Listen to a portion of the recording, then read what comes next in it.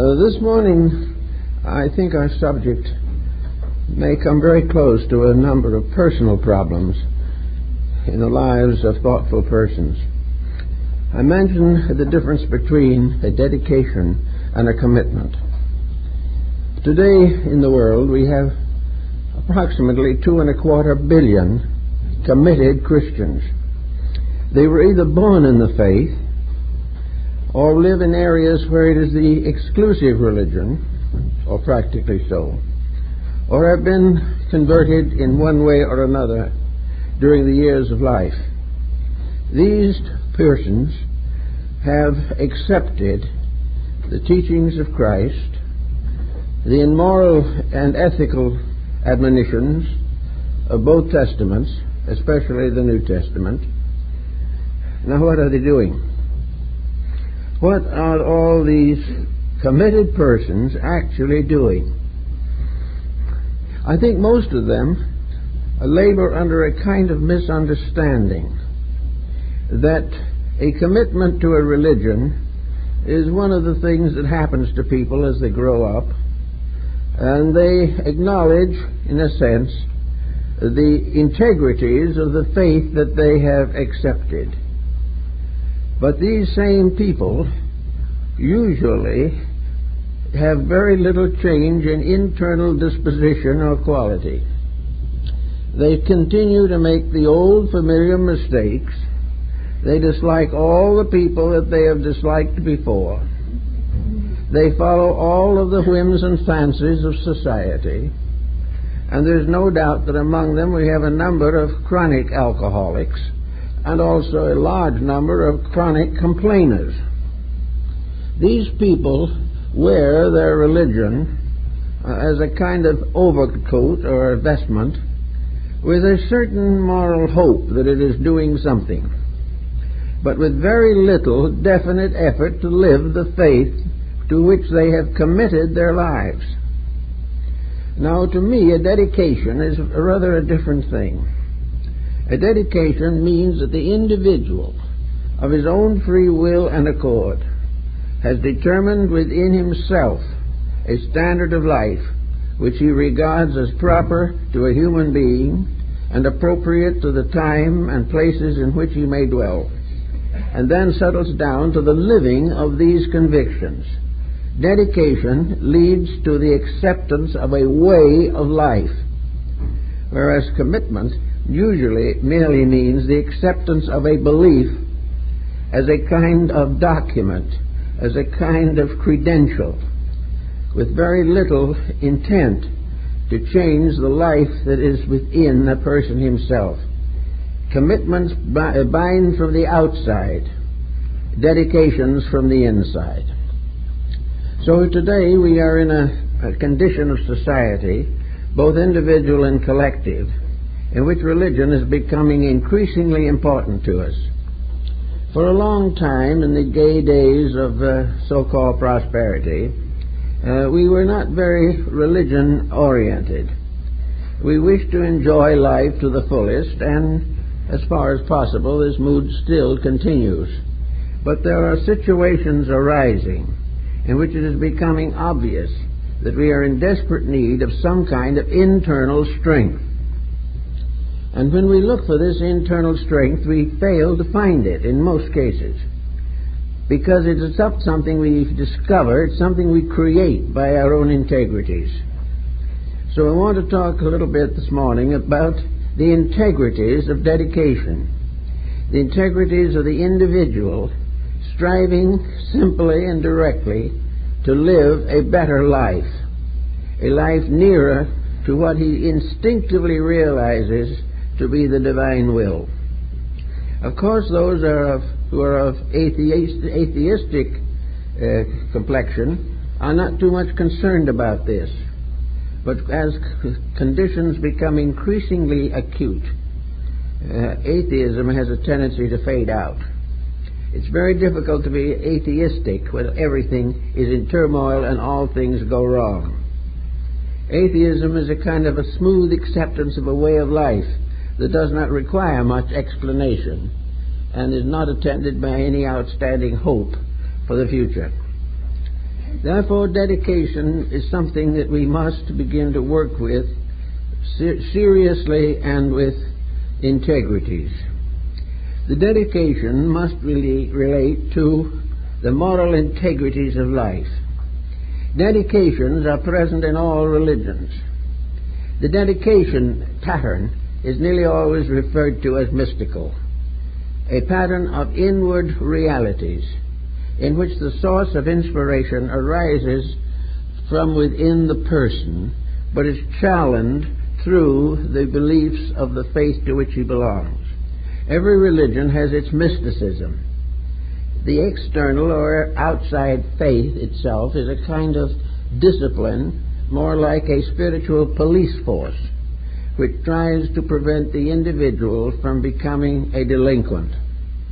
The mystical type of person, however, is not concerned primarily with this. He is concerned rather with a great desire to be a positive factor for good in his world, and to realize within his own heart and soul that he was created for a purpose, and that this purpose must be fulfilled if he is to be happy himself or live in a well-adjusted civilization. So we start to consider what we are actually doing in the name of the faiths that we belong to. Of course, the average person in the West is not too well acquainted with Oriental beliefs. Therefore, it doesn't occur to him usually to attempt a comparison with his Western convictions. For our purpose, therefore, we will remain largely in the Western theater, but we will remind the thoughtful person that every religion of importance that has ever existed in the world has also had a dedication level. It has had something which calls upon the individual to be something, that demands that he in some way earns the peace he hopes for, that he deserves the good toward which he looks so expectantly. The individual who has done nothing in his own life to deserve good may still, under a condition of commitment, believe he is entitled to certain privileges, the mere statement or a commitment being an assurance of salvation.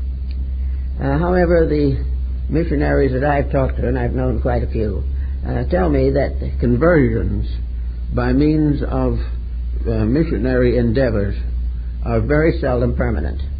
The individual, under an emotional glamour, makes a promise, and 5 weeks later he has broken it, because he simply hasn't the strength to live up to the emotional pressure of a moment of contrition.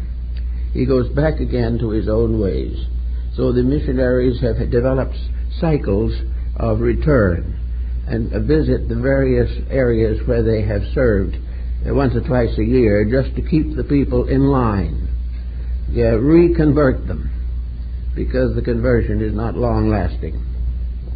Now, around us we see today a world of people who have a religious conviction of one kind or another, and the world has never been in worse shape.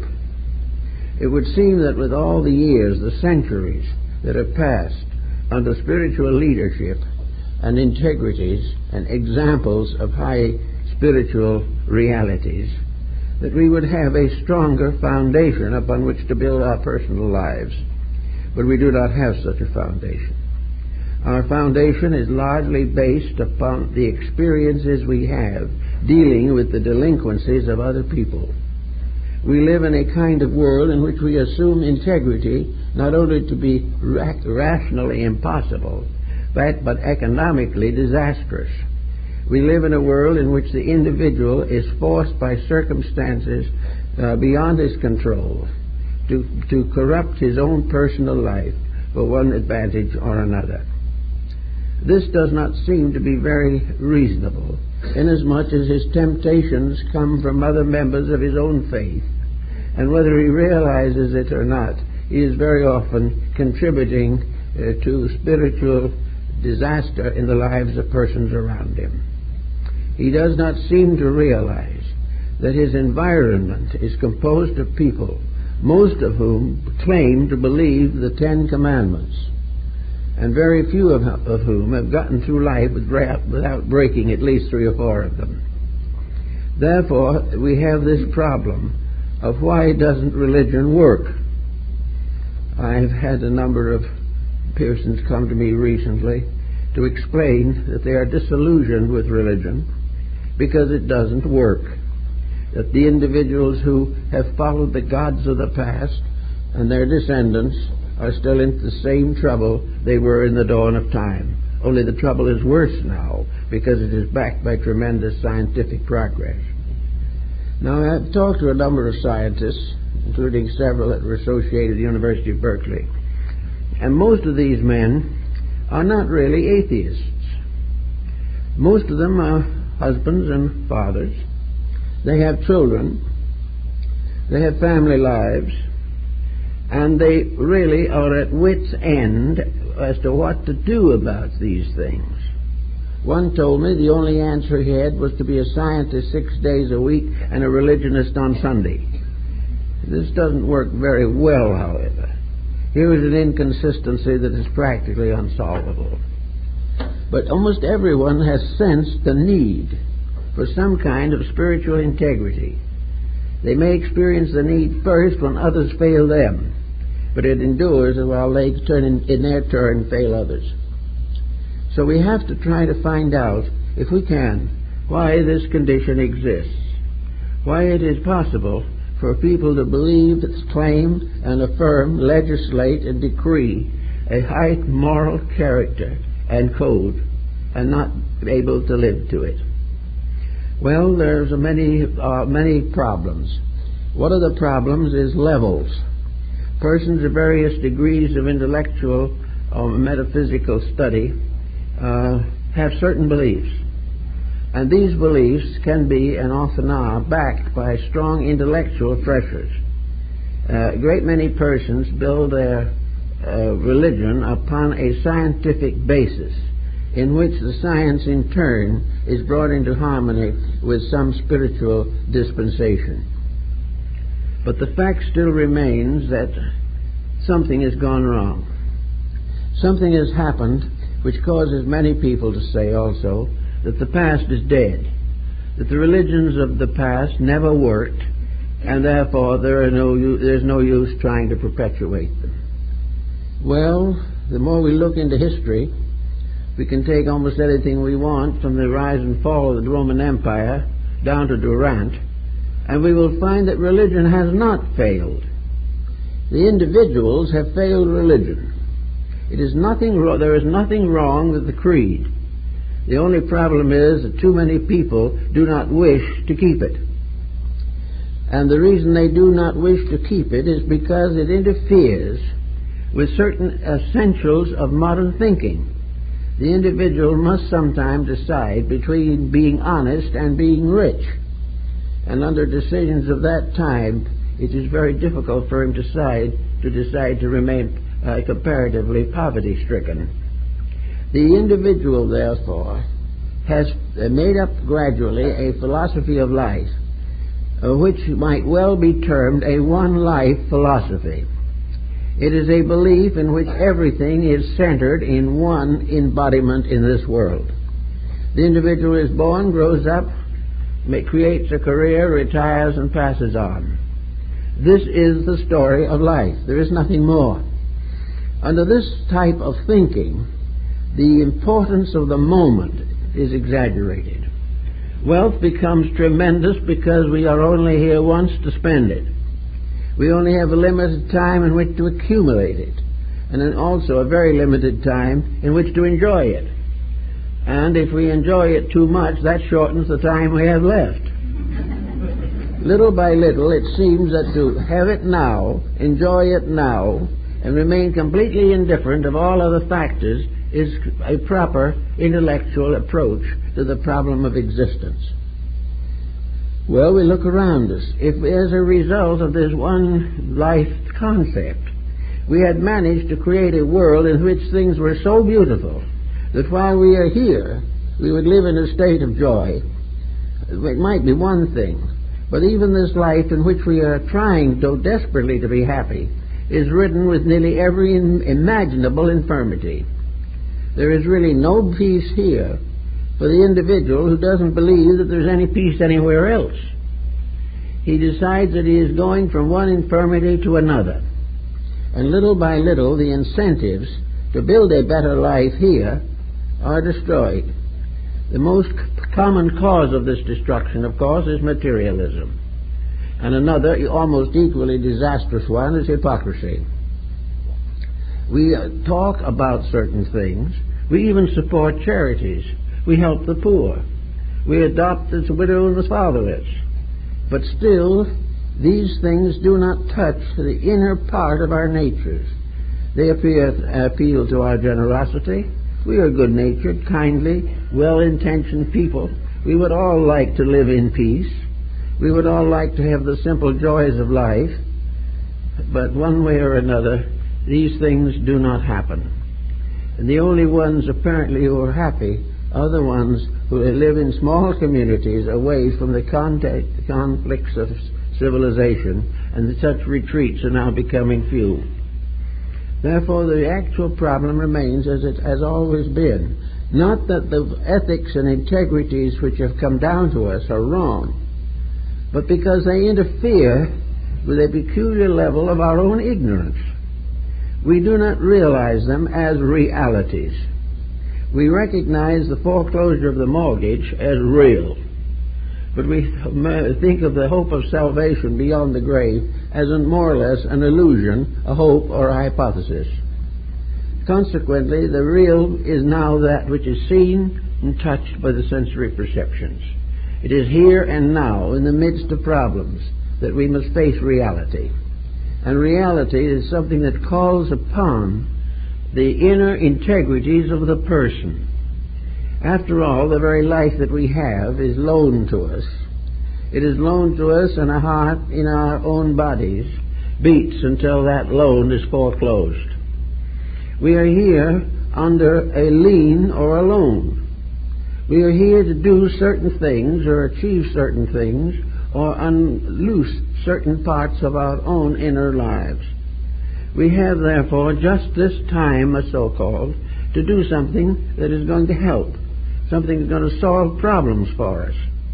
And the time comes in the chaos of things, when war after war and nuclear fear after fear must bring us to the realization that we are not doing it the way it should be done. Now, of course, to go out and preach this to the public isn't going to do much good, because individuals are all thinking in terms of now, and they are not realizing what tomorrow brings. So we have to recognize that the beginning of this dedication, this integration, is inside of ourselves. We must work it out in the privacy of our own hearts. We must decide within ourselves how we are going to live and why. Now, we are equipped with sufficient faculties to permit us to make these decisions. Why then are we in trouble in not being able to make a simple, honest decision concerning life? Well, one of the reasons we have this trouble is education. We are educated to live in a troubled world. It is assumed that in this world we will be born, grow up, raise families, establish careers, retire on Social Security, and finally have a $500 funeral supplied by the government. This is what we are finally taught. We are also taught, however, that in this situation, some people are going to do better than others, but better means more profitably. Some are going to have higher estates because they've had greater education. But all of this education, like nearly every other factor in our daily living, is geared completely to our physical life here. A life that goes only for 60, 70, 80, 90 years, and that's it. Beyond this, to the average person, there is nothing. Most individuals have lost the interest or lost any recognition of the idea of eternal perdition. We are not really awfully conscious of hellfire and damnation. This seemingly died along with the belief that there is no survival. All the way along, however, the problem continues to press in upon us. some way in this confounded mess, as we may call it, there has to be some way of doing something right. We have to find out what are the real values that we should be trying to work with. Well, one way to be factual on this point is to study for a moment the various areas in which these values have failed because they were not properly implemented. We can produce millions of cases to prove that selfishness has failed, that corruption fails, that despotism fails, that terrorism fails, that dictators fail. All of these things we can find in the pages of history. On the other hand, everyone kind of has a feeling that maybe he's going to break the law of averages. His mistakes are going to be successful. It's now come down to the simple problem of narcotics addiction, in which these young people really know exactly what they are doing, but it doesn't mean anything to them. The reason being that a moment of exhilaration is more important than a lifetime of integrities. And as they do not believe in anything much anyway, or have lost that belief via the narcotics route, the individual will keep right on going when he has seen his own roommate drop dead. Nothing happens except the gratification of a moment of superiority, which isn't real, because it is nothing but a destructive force eating up our lives. So this type of impasse is getting to a point where we have to do something about it. Now we are told or affirmed that actually this is not the only life we have, that there is something that survives, and that something that survives is far more important than that which does not survive. Now we can say that the belief in survival is an hypothesis, because we have no proof that it survives. And yet as we look through nature around us, we find everywhere survival. We find that everything is there for a purpose, that things work out incredible destinies. But we are not too much concerned with this type of thing. But if we begin to search inside of ourselves for something that will support us, besides merely wealth, which of course is one of the most insubstantial of all things, we will find that there are convictions down deep in us, convictions that are as deep as the beating of the heart, convictions that are as real as the circulation of the blood, predictions and suspicions and ideals within ourselves that came with us when we came and go with us when we go. And somewhere we must find an allegiance to these. We must find a way of building a permanent foundation upon internal realities as they bear witness to eternal verities. Unless we are able to make this adjustment, our lives are going to be just one common and continuous uncertainty.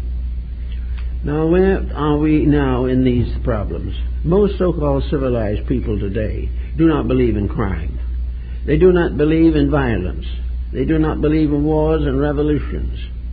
They believe in a more or less just way of life. Yet these very people who are opposed to mass violence are not willing to establish patterns of conduct that prevent small areas of violence in their own environments. The individual who has not disciplined himself can be a center of violence in his own home. He can bring down the estate to which he belongs to ruin. He can dissolve the unions of affection and companionship simply because of the incredible self-centeredness of himself. These things have to change. We have to realize that we are here to outgrow the obvious, that we are here to prove that the inevitable failure is not inevitable.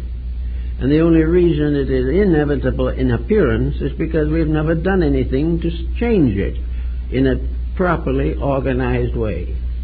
When someone comes along with a message that suggests a major change in policy, it is usually easier to get rid of this pioneer than it is to change our own ways. Nearly every one of the great teachers of humanity have been discredited. Many of them have been martyred, and most of them have been ignored. This is because they interfered with the individual doing the things that he shouldn't do. He was committed to an inconsistency of conduct, which must inevitably ruin civilization. We see this in our various religious groups. We see the result of the Inquisition. We see the failure of the Crusades. We find the murders and martyrdoms of our sages and our great leaders from back to the dawn of history, because they interfered with the right of the individual to be wrong. And it was easier to get rid of him than correct our own mistakes. Now the same is true in a little different way today. We are not out murdering each other, in general at least, but we are in a condition in which we are looking for answers that enable us to do wrong, and do it with a good hope and a great aspiration toward the future. In other words, we are looking now for what we would consider the perfect religion, the one that gives everything and demands nothing. A religion that never fails, because no matter what happens, it is not going to succumb. We're going to do as we please and maybe go to heaven. This is a sort of a dismal prospect in many ways. It is certainly no challenge. It doesn't do anything to make us bigger or better people. It simply enables us to drift along until one of the terminal diseases catches up with us. And this is what is the general problem. But there are among people a limited number who are really desirous of finding answers. They want to do something in this world to really help their own growth and serve the needs of others. Confucius was one of the great teachers of the past. Nobody murdered him. He finally, however, admitted complete failure, that no matter where he went, no one cared. But Confucius pointed out very definitely that all of the reforms of society must begin as seeds in the private lives of persons. That the great forest begins with a little seed, and all the great and joyous things of life begin with small, humble beginnings, which build and unfold and develop until they become the source of security for whole generations of people. So Confucius began his philosophizing not by saying the world should change, but saying, let me look at myself and see if I should change. See whether or not the individual himself is living a better life than his society. If it's not a little better, at least, he's in trouble. He is going to go through all the spiritual, moral, and economic bankruptcies that are afflicting this generation. So to begin with, we can put what we call our own house in order. And this is the beginning of a dedication. A dedication based upon the realization that we have all accepted certain responsibilities. These are commitments. But we must verify them and sanctify them by dedications. The vow of marriage is a commitment, but it is not necessarily a dedication. And our responsibilities to children, our responsibilities to society, are regarded as commitments that we must meet. But they all fail if they are not based upon dedications of the individual to the perfection and expansion of that which is right. So we are going to say, let's start with a small group. A group of persons, all maybe from one family stem. I know cases where the second and third generation has gotten together with the survivals of the first generation, and about 200 relatives assembled for a special event. They used to be quite frequent and people lived close together. Today you don't have these large assemblages. It's almost all done by telephone. But these people do form units. And the most complete and individual unit is the family. And the family is the place, the little universe, where we have to begin with the Ten Commandments. It is also the place where the Sermon on the Mount is especially valuable. It tells us what we ought to do. We almost nearly all nod our heads in acceptance. Very good. Wonderful. So when one of these documents says, love thine enemy, there's a moment of pause. Enemies are different. Enemies are something that have hurt us. Now, how did they hurt us? Well, many ways. Perhaps it got the family inheritance away from us. Perhaps they interfered with the marriage and ruined our emotional lives. Or perhaps that they were just ornery or didn't agree with us. Sometimes they made us mad. Sometimes they walked out. Sometimes they said they'd never hope to see us again. Or they sat back somewhere and pouted. So we have all kinds of relatives. Those who have relatives are still living. And we have all kinds of descendants if we're old enough to have them. And these descendants and these relatives and these living ancestors are a unit. And our first natural opportunity to grow is to put that unit in order, to get that family into the proper type of situation. Now, of course, you don't always succeed immediately in this kind of a task. You can offer friendship and it may be rejected. You can hope to clear a wound, but the wound may remain open on purpose. These things are hard to work with. And we can't necessarily decide how other people are going to react, but we can decide how we are going to react. And if we have started in to clean house, then the first thing we do is simply absorb, dissolve, and dispose of the animosities which we have built up against anyone or anything. We can say, if it is not best for us, that we do not take part in it. We don't have to follow the paths of those we do not believe in, but we give them a blessing and send them on their way. We do not try to change people who do not want to be changed any more than we want other people to change us when we knew we were right in the first place. So this type of situation goes on and on. So we bless them all, send them on their way, wish them well, and in an emergency we'll do anything that we can for them, even if they don't speak to us. We can close forever the gap in ourselves. We can find that there is something more important than disagreeing with the minds of others, and that is to keep faith with the souls of all that live. For somewhere, as the Japanese gentleman observed on one occasion, when he bowed to a well-known criminal, really, he said, "Why do you bow to a man who has not any integrity?" He said, "I'm not bowing to the man. I am bowing to the God in the background." That somewhere in this individual is a good soul, no matter how bad he acts. We do not agree with his mistakes. We do not advocate his wrongdoings. But we know that behind all of these things, there is a life struggling to live. A life fighting its own fight. Fighting against the weaknesses and intemperances of itself. Fighting against its environment and its heredity. Fighting against the pressures of circumstances and the temptations of the day.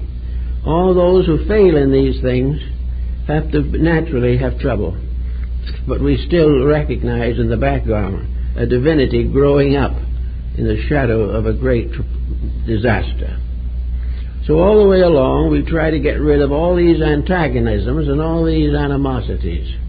And we also try to understand the beliefs of other people. This in religion has always been difficult. Religion, while it believes in the fatherhood of God and the brotherhood of man, has been in the condition of squabbling for the last 5,000 years. It seems almost impossible to get people to have a religion which does them a real good without interfering with the rights of others. Now, religions are necessary. And the beginning of a religion for the individual is the establishment of his own faith on a solid internal foundation. Then the next problem that he has is to live that in the world without interfering with the rights of other people to have their divine relationships. We nearly always find religion impels to conversion. So we try to go out and get other people to think as we do. It's very much like trying to swap recipes over a back fence. The religion which helped our neighbor does not help us, apparently, and vice versa. But therefore we try to have him take ours and he tries to have us take his. When both individuals have a religious background, whether they know it or not, that is deeper than either, that goes back to the great basic truths of life. And these basic truths of life, I think, are represented also in the New Testament, where the Master says, "Other sheep have I which are not of this fold." But sometime there will be one fold and one shepherd. So until those days come, we have to serve as we can, always with temperance and understanding. Little by little we stop making the mistakes which are clearly set forth in the Scriptures, and which, if we make them, continue to impoverish and destroy the consistencies and proprieties of life. As we go along also, we have other problems that come along, and that is that the search for religion is not always an easy one. We notice, of course, that many nations have their own religions. There are the racial religions, national religions, and individual religions. There are faiths that you have to be born into. There are other faiths in which you have to make a voluntary statement of membership. There are others which demand nothing but the expression of certain integrities, certain valuable realities of conduct. But in all of these problems, we are really not working for the idea of trying to convert somebody to our faith. We are trying to lead someone to his own integrities. It is absolutely necessary that the individual decide within himself the quality of his own belief. But if he will quietly and gently and lovingly sit down and think it through, he's going to come out to the same basic convictions that have moved all of the good people of the world. He's going to realize the brotherhood of man, the fatherhood of God, and the sacredness of all living. He is going to find out that it is more blessed to give than to receive. It is more beautiful, more wonderful to love than to be loved. And one of the strongest bonds of all humanity is a sincere friendship, which in many ways is greater than the bonds of birth. These facts become part of life, and most people are going to accept them. They say, "That's true. You're so right." But when the time comes, they go out and live as they did before. These things have not become part of their dedication. They haven't put a discipline upon themselves. So we can go back to the old Pythagorean system and see if we can discipline ourselves through a series of rules over a period of several years, perhaps, in order that we may attain a new relationship with our own integrities. We can take some one little fault, some one little mistake that we constantly make and try to correct it. We can decide that there are certain minor situations that arise that can be controlled if we want to control them. We can be a little more thoughtful, a little more kind, and a little more patient by thinking it through. If we have a child that is a little bit troublesome, this becomes an important beginning for a reorganization of relationships. Gradually, by degrees, that child must receive an education that we alone can bestow. You can punish a child forever, and it will go out into society and remain to be punished. But we must not do this. What we really have to do is gradually cause this child to recognize the rightness of certain values. Rightnesses which are valuable because we are practicing themselves. We cannot ask another to be patient and be impatient ourselves. But we can watch the relationship of our own actions to those around us.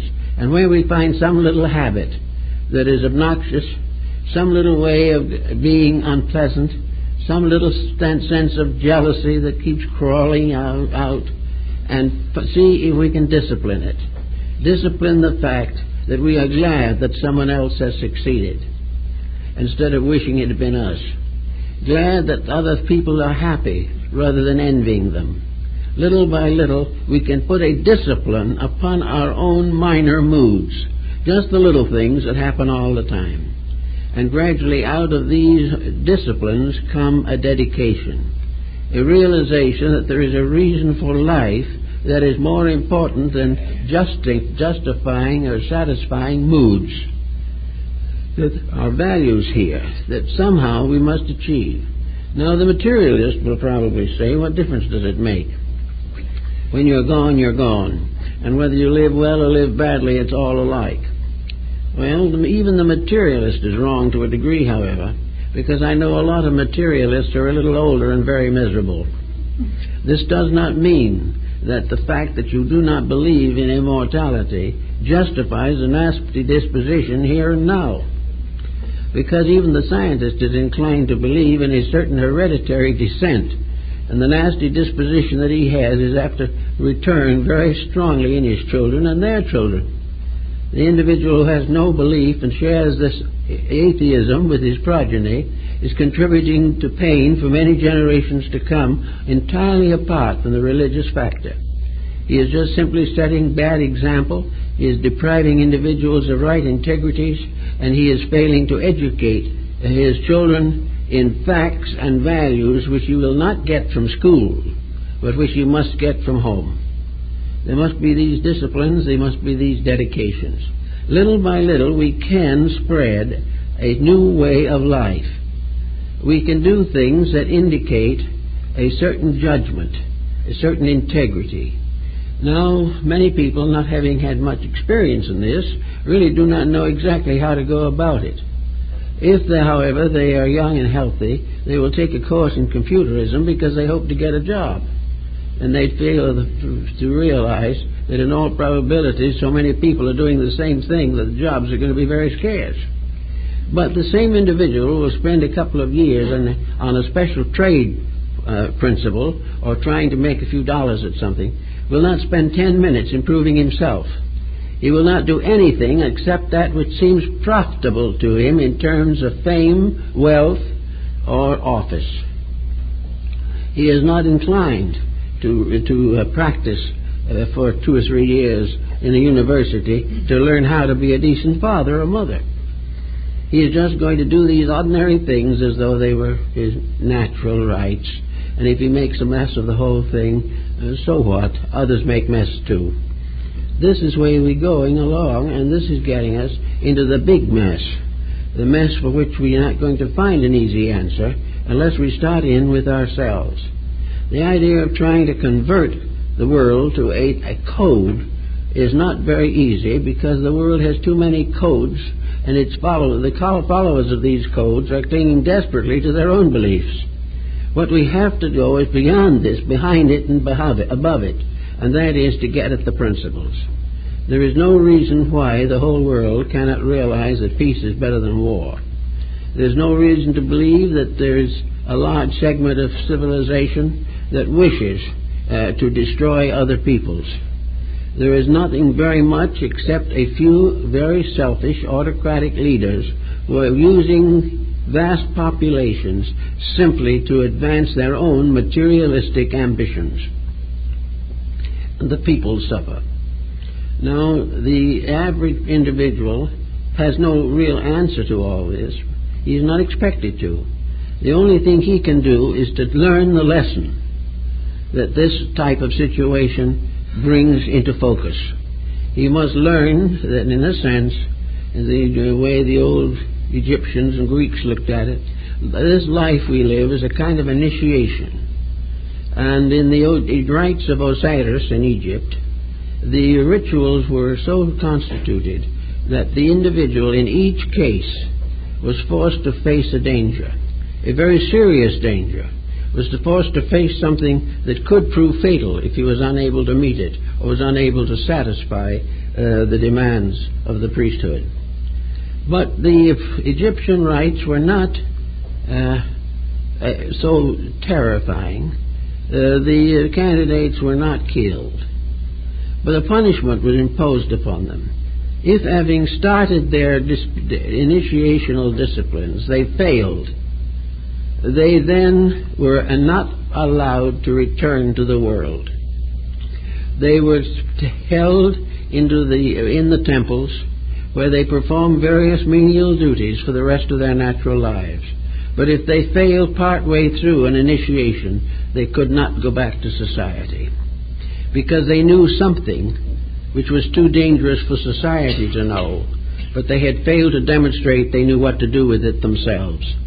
Now, there's something a little like a consciousness of nuclear fission somewhere lurking in this immoralism, that there are many in this world who know enough to be very dangerous, but do not know enough to know that they must not be dangerous.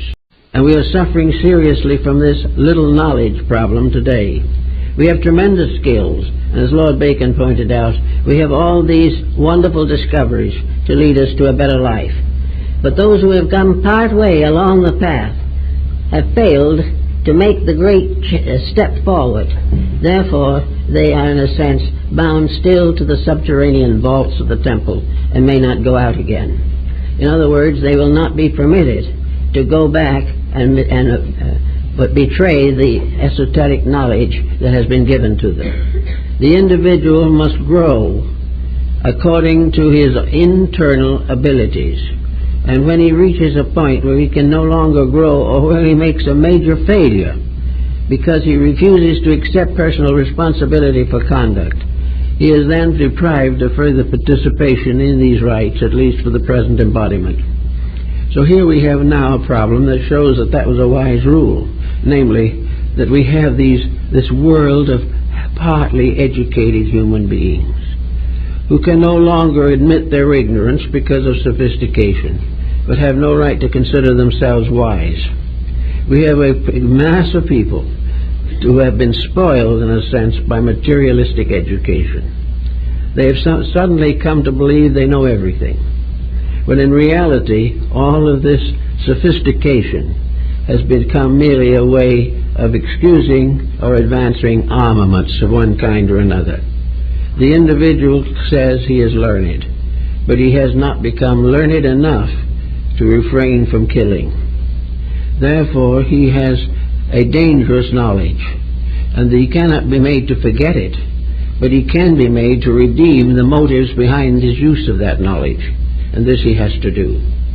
He has to discover why the knowledge which he has failed to ensoul is detrimental to himself and all other things that live. Today, his knowledge is his great strength. He is so proud of his knowledge he can hardly stand it. But this knowledge is not making him good. It is not making him kind. It is not making him build a monument to world peace. He cannot do these things because his education hasn't fitted him for it. It hasn't fitted him to realize that there must not be more knowledge than there is integrity. When the skills are greater than virtues, there's always trouble in this world, and there always will be. So it all comes back again to the individual. And most people have little worlds of their own that they can live in. They're not really in such desperate difficulties that a little conscious intelligence is going to hurt them. They can make constant minor improvements in themselves.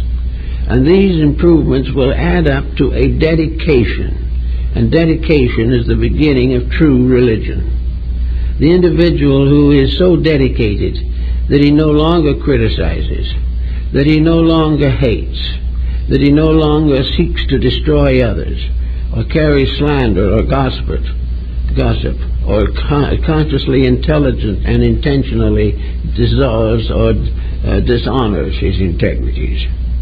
These things can go on, and we can become just nice, plain, good citizens. And in the process of becoming nice, good, plain citizens, we are influencing a generation of young people that is growing up for the moment under our care, but ready to escape almost instantly into the wild and rugged world that we are frightened with.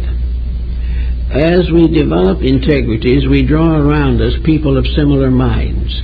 Strength becomes more natural and more common, and little by little the generation itself will ask for what it needs. We know that we are on the thresholds of great change, that we are in great need of a universal reformation of our entire concept of existence. We have come as far as savagery can come, and any further it destroys itself. So we are now looking more and more for the insights that are necessary to solve problems. Now, all over the world there are people with ideas on these subjects. Some are pretty good, some are not so good.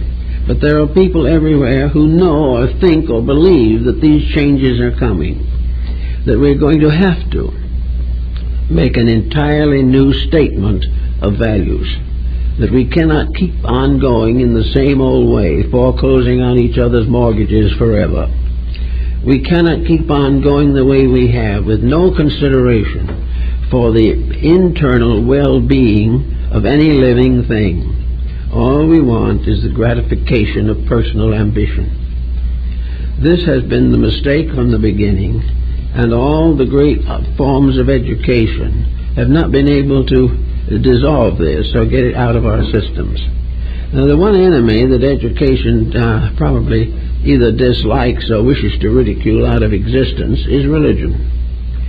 Religion is an interference with materiality. It is something that may cause the individual to lose the opportunity to become wealthy through questionable means. Religion might make him honest when honesty does not pay, and it may also prevent him from being employed in an institution in which honesty is obnoxious. But these problems go on. But the world as a whole is beginning to wake up. All over the world, people are killing each other for no good reason. They are fighting to make profits for somebody else. They are fighting to maintain beliefs and superstitions that have been forced upon them and are being played upon by despots and tyrants. Therefore, these things must change. And the only way that we can change is to realize that when your creed tells you that you should go out and fight, there is something else that might tell you to stay home and keep the peace. That there is perfectly possible to solve all these problems without killing each other. But the same thing that we find in our home. Every so often a family gets into a distressful situation and murder follows. Someone kills somebody and there is a great tragedy that has come up in the lives of simple people. We must get away from this type of thing. We must get away from it by the simple process of putting a discipline upon our integrities.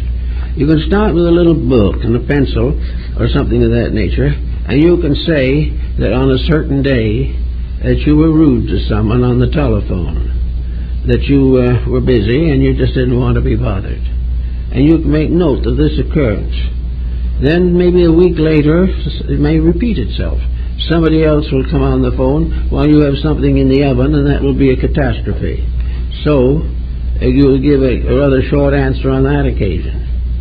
About the third time, however, you should begin to say to yourself, this person who called me didn't intend to do me any harm. It may be a very friendly call, but I've shortened it very much and indicated definitely that I didn't appreciate it. So maybe something ought to be done about that. Maybe I should take a postgraduate course in telephone manners and find out how it should be done. Then the individual will suddenly realize that there's no school where he can get that information. He has to get it himself by his own thoughtfulness. On other occasions, there may be something in which there is absolute deceit, or something of this nature. Where there's actual deceit, it is the moral need of the individual to recognize that deceit and correct it if possible. But this correction should be without hatred, without any horrible emotions. It shouldn't end in never speaking to anybody again. It should be brought up, frankly, simply, that this person is wrong, and that when the wrong is righted, we shake hands and go on.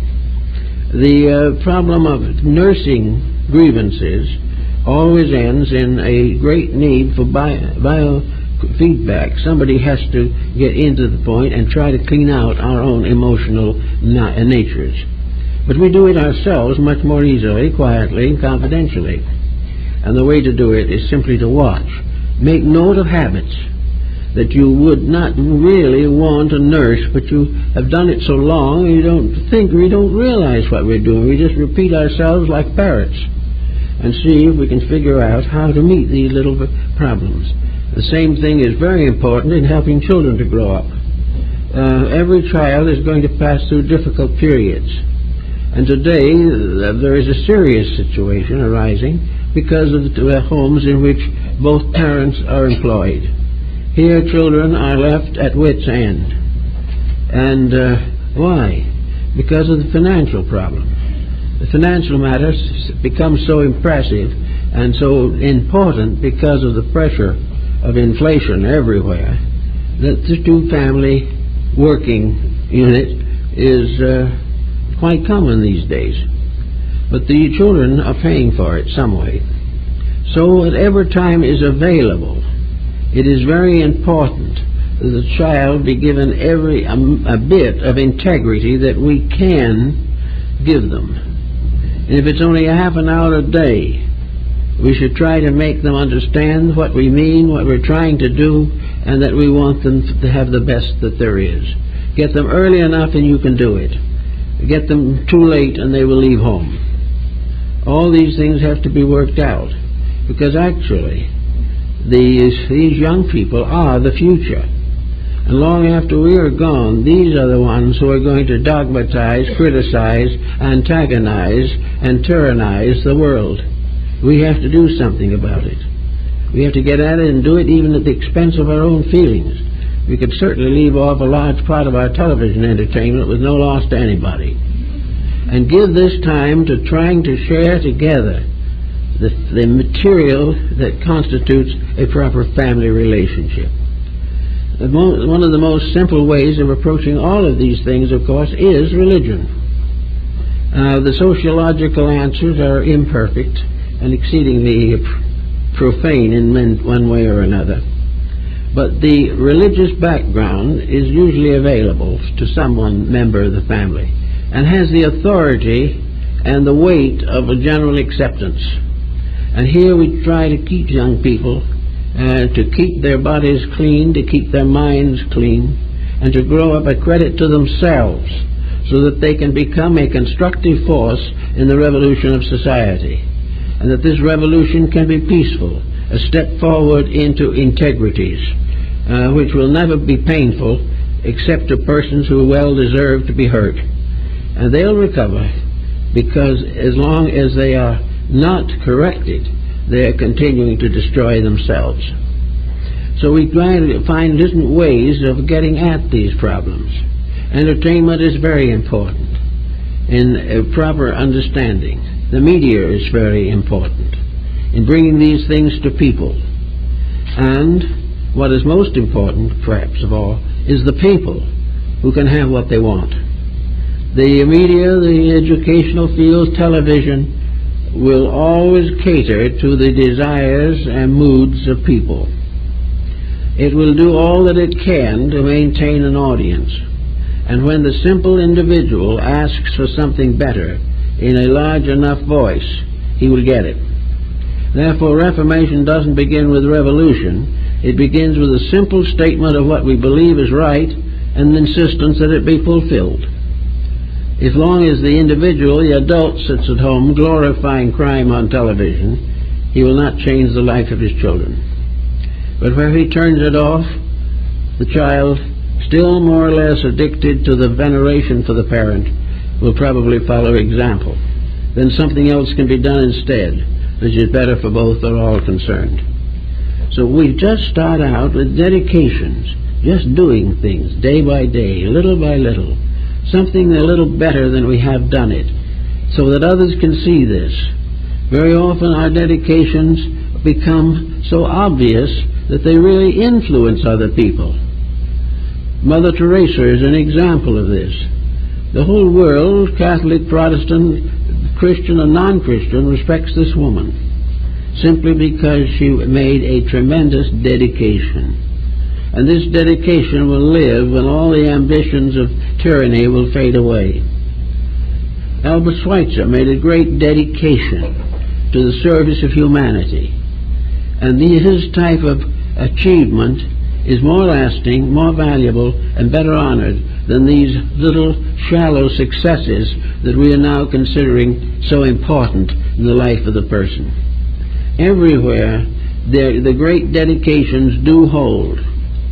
And we can all grow up to being part of a world that wants this type of dedication.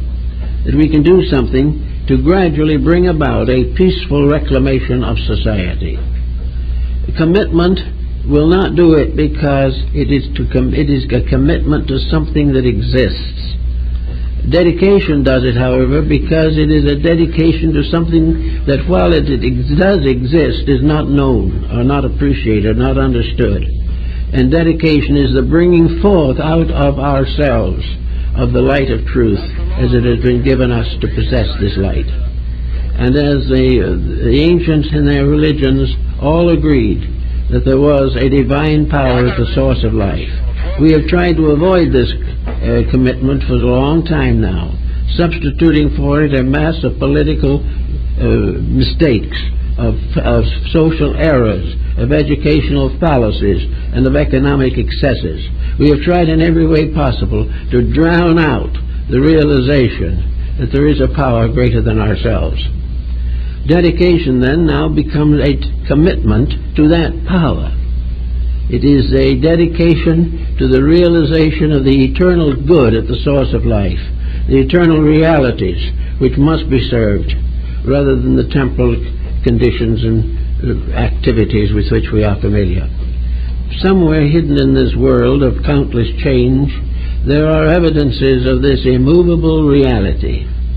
Our nation was brought into existence as a means of advancing the destiny of the human race. It was brought to us as an offering to a need that then existed, of a tyrannized Europe afflicted with wars, poverty, crime, and death. A new opportunity for growth, a new opportunity in a fresh, clean world to build closer to the heart's desire. We have had this, and for a time we nursed it very willingly and very heroically. But gradually success has taken over. Today the original principles on which this country was founded are virtually forgotten. We are no longer concerned with providing a new example of a better world. What we are now desirous of doing mostly is taking over world markets, becoming the principal businessman, banker, and broker for humanity. This is not the destiny for which we were intended. It is part of a destiny that has failed everywhere else and will fail here unless we change our attitudes.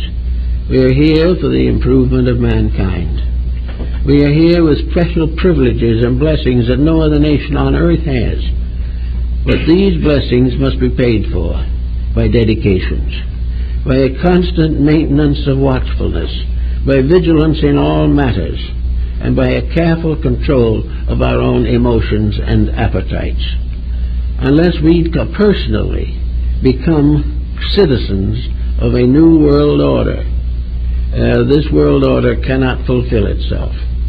We cannot allow the great dream of mankind to fail. Here we have today on earth nearly 6 billion human beings. These masses of people will no longer survive under the pressures of ancient customs. The principles that brought them into existence were right, but gradually they have all failed these principles. Nowhere in the pattern have the principles that were right ever failed man. But man, time after time, has compromised his principles until they are no longer distinguishable. But here these 6 billion people on a little ball in space, and the world is mine, saith the Lord, and the abundance thereof. This entire problem that we have is, what we've forgotten is that we have a landlord. We have a landlord which we all have to maintain relations with. The real ownership of this planet does not rest in our hands, nor can it be subdivided for reasonable profit. This world belongs to a power far beyond us, for that which was able to create it is greater than that with which we are trying to destroy it. So this world belongs to a series of principles. It is dedicated to a purpose. It is part of a great evolving mystery in space. It is something that is so stupendous, so incredible, that if we really think a little, we will be bowed to contrition by the mass of it all. It is a tremendous point. And in this are millions of peoples, many of them dying of starvation, many of them killing each other, in a world in which we were given beauty and truth and wisdom. The reason we have these problems is because we have drifted away. The strong nations, which should have become the teachers of the weak, became their masters. All the virtues which man tried to develop have been smothered by the avarice of certain limited groups of individuals. We are in a very bad condition, therefore, and unless we do something about it, the condition is not going to improve very rapidly. I do not believe that the world is going to end, and I don't believe humanity is going to cease. But I think they're going to experience what we have all experienced since the beginning of history, that things will continue to go from bad to worse until the human being passes from worse to better. We've got to change. We've got to recognize that we were not created for the false ideas that we are now nourishing. We were created as a great unity of life. We are all one member or other of one family. We are brought together to the purpose of understanding, of sharing together the blessings of life, of living moderately, protecting the well-being of each other. And exploitation is a grievous error that is afflicting us all. So I think the thoughtful person of today must begin to recognize the overplan, and that is where his dedication should be. His dedication should be to the right, so far as it is given to him to know the right. To live always the best of himself. To live always for the good of all that come under contact with him. That he lives not for the profit he takes from others, but for the profit he can bring to others in their need for growth and understanding. So this dedication, I think, is largely now in the hands of what we may term the mystics. It has always been one of the strong points of mysticism, and it is one of the reasons why tyranny has always tried to destroy mysticism. Tyranny always wants to destroy man's faith in his own inner reality. It wishes to make him completely the slave and servant of a despotic group or individual. Man cannot serve two masters, and the worldly will not tolerate the unworldly. So we have gradually allowed ourselves to pass from the consciousness and the directives of universal life to the very personal and destructive directives of sovereignty and bigotry. So these things we have to change. But most of all, in our changing and in the attitudes that we have on these things, it is necessary for us to have this one realization that has always been and always has to be, that Boyd Bacon says he would believe and rather accept all the legends of theology than to believe that this universal fabric is without a mind. Somewhere there is out there or in there a tremendous power, a power that we can never destroy, a power that we can never frustrate, but a power that can become the basis of all that is worthwhile and good for ourselves in this world. We are living in a world that is law-abiding, and we are trying to break the rules. We are living in a world in which love is the great bind, and we are trying to prove that strength and fear are the great relationships. All this is completely false. We are therefore reminded that if we do not keep on with our present practical program, we will lose all the advantages gained by selfishness, exploitation, and destruction. The sooner we lose these advantages, the longer we will live. The longer we will develop into the ways that we should be. It is obvious that we are advancing towards a time when we will have the right and the power to control most of the elements of nature. We will be able to make great changes in the securities of life. We can extend the duration of life and health. We can have abundance of everything necessary for our happiness and security. These things can all be when we begin to recognize that there is a destiny that requires them, that the dedications that we must have are the dedications to that which is eternal, eternally true, inevitably right. These are the dedications that count, and wherever they are frustrated, we are in trouble. But we can start by a little quiet estimation of our values. We can begin to see the blessings that we have. We can see the wonders that have come to us through all the ages of our early growth. We can look with admiration and almost with awe upon our present condition. We can realize the mystery of our own body, something so completely sublime, so mysterious, so infinitely wonderful, that no scientist has ever been able to explain it or ever will. There is so much of grandeur, so much of glory, so much of good everywhere that there's no need to constantly glorify the mistakes. Nor is there any need for this great pessimism that is developing, that nothing is anything, futility is inevitable, that we can't do anything about anything. We can do anything we want to about anything if it is within the law. If we stay in the pattern of the divine purpose, we can grow forever. If we continue to make the mistakes, we will grow, but we will grow painfully through the distress we have brought upon ourselves and our neighbors. So I think the mystic approach is the thing the world is desperately needing. And every religion to date has had mystical overtones. Everyone has realized somehow that you couldn't put the great truths in a book.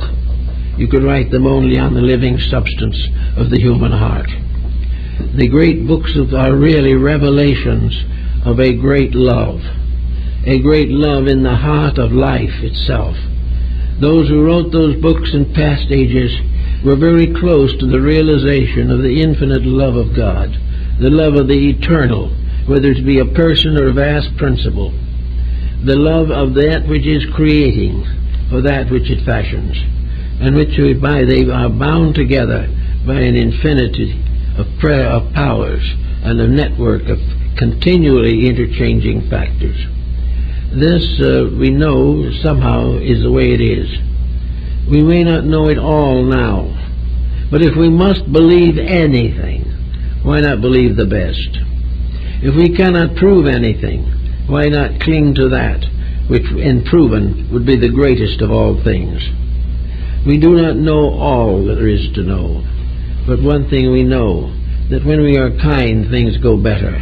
When we are cruel, we ultimately become ashamed of ourselves and all that we have done. So by making a careful analysis, by transforming we might say, a commitment into a living dedication, we won't do what is credited with a gentleman who was rather lazy and who had a very beautiful version of the Lord's Prayer written out and hung in a frame over the head of his bed. Each night when he went to bed, he pointed at it and said, "Those are my sentiments," and went to sleep. Well, maybe we need that. We need something for those sentiments. There's no question about that. But these sentiments come inside of ourselves. And when we have the commitment from within, it is a dedication. And where we can follow all kinds of faiths and make the same mistakes, it is not enough. So it's time for us to begin to restore the integrities of life in our own personal living. And if we do this, and enough people do this, gradually and quietly, the despotisms will vanish from the earth. It is just a matter of the individual so living that he demands a better way of life. And there's plenty of opportunity and a wonderful world in which these dreams can all come true. Well, that's it.